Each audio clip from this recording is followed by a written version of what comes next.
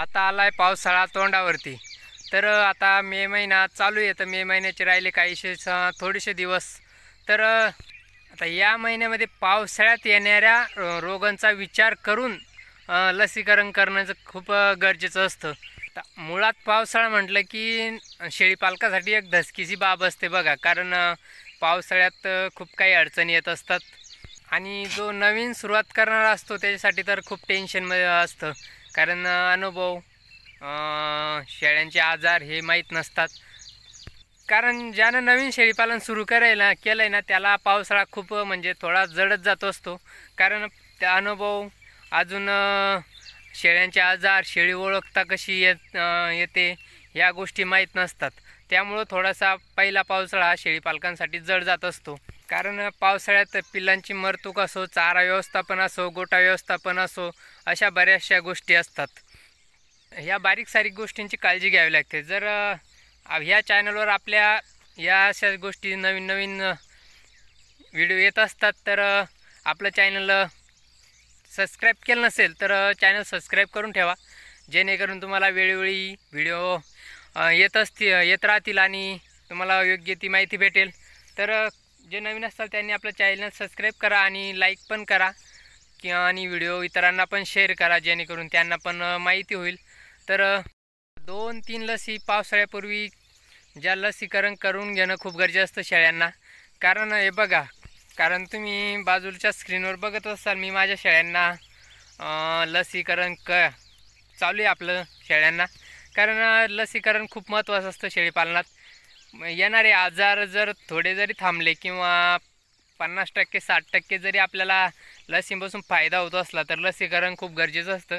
शेळी आजारी पडतच नाही असं काही नसतं लसीकरण केलं तर.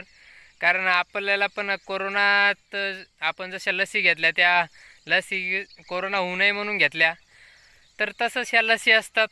तर थंडी ताप या चालूच असतात, रेग्युलर हे आजार असतात, हे नॉर्मल आजार असतात, पण मग त्यावर इलाज करणं पण खूप गरजेचं असतं. आता बघा, पावसाळ्यात सर्वात महत्त्वाचा विषय म्हणजे शेळ्यांना होणारा आजार म्हणजे आंत्रविषाराचा आजार. म्हणजे आंत्रविषार खूप म्हणजे हे असतो, कारण या आंत्रविषाराचा धोका शेळ्यांना आणि पिल्लांना सर्वात जास्त असतो. त्यामध्ये पिल्लांची मरतूकसुद्धा होते आणि शेळ्यांचीसुद्धा मरतूक होते. तर आंत्रविषाराचा धोका डोळ्यासमोर समजून आपण ET+TT ह्या लसी जर एप्रिल किंवा मे महिन्यात आणि आता जरी दिल्या तरी चालतील. कारण शक्यतो देऊनच घ्याव्या, काही एवढ्या महाग नसतात, थोड्या 100-150 रुपये खर्च होतील, पण मग पुढचा धोका टाळण्यासाठी आपण आज लसीकरण केलेलं कधी पण चांगलं असतं. आता ET+TTचे बूस्टर डोस असतो, आता तुम्ही दिली तर 15 दिवसानंतर परत एक डोस असतो. एक मात्रा आज दिल्यानंतर दुसरी मात्रा 15 दिवसानंतर द्यावी लागते. तर देऊन घेतली पाहिजे, कारण ETची लस आपण आज दिली तर परत ती 15 दिवसानंतर रिपीट करायची. हा बूस्टर डोस असतो एक, म्हणजे त्याचं एक हेच आहे, बूस्टर डोसच असतो तो. जसा कोरोनासारखा आपण कोरोनात 2-2, 3-3 लसी घेतल्या, तसं हा एक बूस्टर डोस असतो. तर देणं खूप गरजेचं असतं. आणि लस दिल्यावर काळजी अशी घ्यायची की तुमचा 1-2 दिवस हलकासा ताप येतो, थोडी शेळी गुंगल्यासारखी राहते, पण मग थोडी 1-2 दिवस जर चांगली काळजी घेतली तर काही होत नसतं शेळीला. थोडं स्ट्रेसमध्ये जातं, हार्ड असतं. त्यामुळं 3-4 महिन्याच्या पिल्लांनाच लस द्यायची, कारण अति लहान पिल्लांना लस द्यायची नाही कधीच. कारण बघा, शेळीचे पिल्लं 2-3 महिने दूध पित असतात, कारण शेळीच्या जर लस दिल्या तर शेळीचं आपण जे औषध देतो त्याच औषध दुधामध्ये उतरतात आणि पिल्लांना जातात. त्यामुळं पिल्लांना लसीकरण नाही केलं तरी चालते 3 महिने किंवा 2 महिन्याच्या पिल्लांना. तर शेळ्यांना दिलं तरी चालतं. बघा, ETची लस द्यायची म्हणजे द्यायचीच, कारण पावसाळ्यात 60-70 किंवा 50% मरतूक ही ET आजारामुळे होत असते. आणि दुसरी लस म्हणजे PPRची, कारण PPR लस पण खूप आवश्यक असते एप्रिल-मे महिन्यात. मी तर आता दिलेली आहे, मे महिन्यातच दिलेली आहे. तर तुम्ही पण ज्यांनी दिले नसेल त्यांनी देऊन घ्या PPR लस, कारण अगोदर PPRची लस देऊन घ्यायची आणि नंतर ETची लस देऊन घ्या.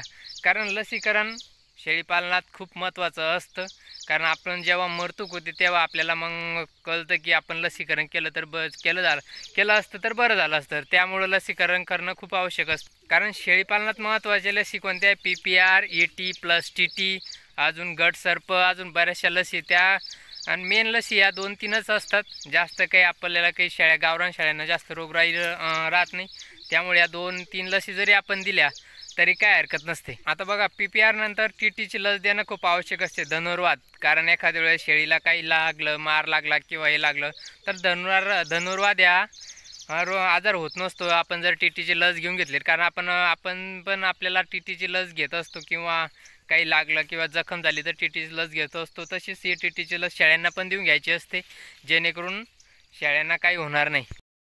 गाभण 3-4 महिन्याच्या शेळीला लसीकरण शक्यतो करूच नका, कारण गाभण्याची शक्यता जास्त असते. तर डिलिव्हरी झाल्यावरती नंतर लसीकरण केलं तरी चालते आणि लसीकरणानं काही मरतूक वगैरे होत नसते. तर हा गैरसमज डोक्यातून काढून टाका आणि पावसाळा जवळ येतोय तर लसीकरण नक्की करा. कोणाला खर्च येतो किती 700-800 रुपये किंवा 700-800-500 रुपये खर्च येतो. आपल्याला एक शेळी किती 20-25 हजार देऊन चालली, तर मग 700-800 रुपये जर आपण शेळ्यांवर पूर्ण शेळ्यांवर खर्च करत असलो तर मग आपल्याला जातंय कुठं? तर लसीकरण करणं खूप महत्त्वाचं असतं. लसीकरणाच्या अभावी दरवर्षी आपल्या फार्मर किंवा कोणाच्या जास्त शेळ्या असतील, 20-25 शेळ्या किंवा जास्त असेल किंवा 1-2 जरी असली तरी सर्रास या लसीकरणच्या अभावी मरतूक होत असते. लसीकरण म्हणजे आपल्याला ते आजार कळत नाही किंवा त्या लसीमुळं किंवा लसी न दिल्यामुळं पण आजार होऊ शकतात. तर ते आजार आपल्याला कळत नाही, बुळकंडी, ताप वगैरे. तर आपण PPRची जर लस नाही दिली तर बुळकंडी किंवा ताप हे सर्रास आजार होत असतात आणि कुठंतरी या लसीकरणामुळे या आजाराला आळा बसतो किंवा ते आजार जास्त होत नाही, जास्त प्रमाणात होत नसतात. आता सर्रास बुळकंडी, पावसाळ्यात बुळकंडीनं हगवणीनं सर्रास पिल्ले मारतात, दरवर्षी पिल्ले मारतात. खूप जणांचे अख्खं शेळीपालन नुकसानीत जातं, तरी आपण PPRची लस देऊन घेत नसतो. तर लसीकरण करणं खूप गरजेचं असतं मित्रांनो. तर पावसाळा लागण्यापूर्वी प्रत्येकानं लसीकरण करून घ्या, जास्त काही खर्च नसतो. आपल्या जर 5-6 शेळ्या असल्या तर 200-300 रुपयाचं काम असतं. आता मी सर्वांना पिल्लांसकट लसीकरण केलं आहे, तर काही नाही 350 रुपयात लसीकरण झालेलं आहे. तर मग आपले 350 कुठं आपल्या पिल्लांची पुढं भविष्यात जी कमाई असते ती कमाई असते, ते कुठंतरी आपल्याला त्यात फायदा होतो. 350 जर आपले खर्च होत असले तर होऊ द्या खर्च, पण लसीकरण करणं खूप गरजेचं असतं. तर मित्रांनो, व्हिडिओ कसा वाटला कमेंट करून नक्की सांगा. आणि लसीकरण जर तुम्ही केलं नसेल तर आत्ताच लसीकरण करून घ्या. आणि भेटू परत आपण एका नवीन व्हिडिओमध्ये. तोपर्यंत सर्वांना बाय बाय, धन्यवाद. काळजी घ्या तुमची आणि शेळ्यांची पण.